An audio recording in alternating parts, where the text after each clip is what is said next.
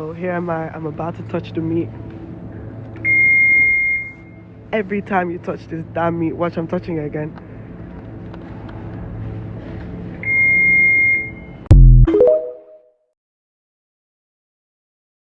Billy, just one slice of bread? Yes, Grandad? Now cut it in half. Okay, Grandad. No, the other way. This way. So clever. Done.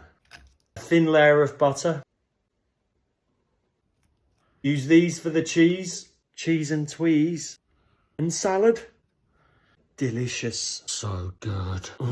Now divide and label. There's only 4. Friday is treat day. Fish and chips. We're gonna save a fortune. I am shocked and appalled. I just drove through Muzbuzz and I was like, you know what? I'm just going to get a coffee. For those of you that are not in Perth, I don't think Muzbuzz is Australia-wide. It's just like a drive-through coffee joint, right? I get an iced latte, right? Iced latte, standard. I get lactose-free milk because if you know, you know. And at Muzbuzz, the flavours are free. You can just add whatever flavour you want. So I just added vanilla, right? I got a I got a tall. So it's like small, tall, grande, whatever. This is how big it is. This is how big it is, right? A fucking kid's cup. I paid $7.80 for this. $7.80.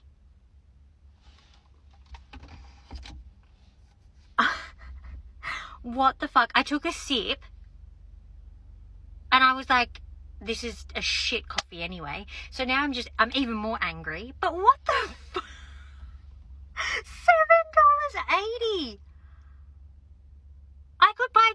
I actually could buy 3 long life milks for that. I could buy an entire probably month's worth of coffee for that. Like, insane. That is insane. Hi, Jeff. I'm not happy at all. In fact, I'm sick of it, honestly. Prices going through the roof. It's non-stop. When is it going to end? The cost of living crisis is the real pandemic out of all of this. Honestly, what with petrol going up, say you put a tenner in your tank just because you only had a tenner on you. The meter don't even move. Honestly, I was looking at it thinking, what, we play musical statues, sleeping lions? Honestly, it's a disgrace. I went in Sainsbury's the other day for a bit of food shopping.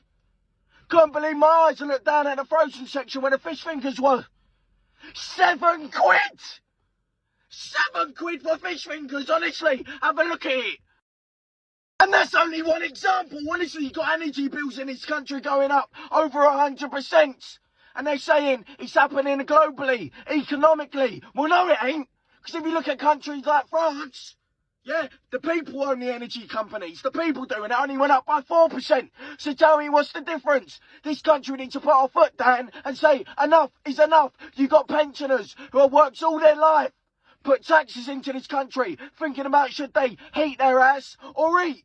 Heat or eat. It's a disgrace, honestly. But the people in charge, they just don't get it, do they? The government, they don't get it. They don't get working class people like me and you, do they? As long as everything in their life's sweet and dandy, that's all that matters. And it always has been, and it always will be. Honestly, I'm sick of it. I'll give you another example.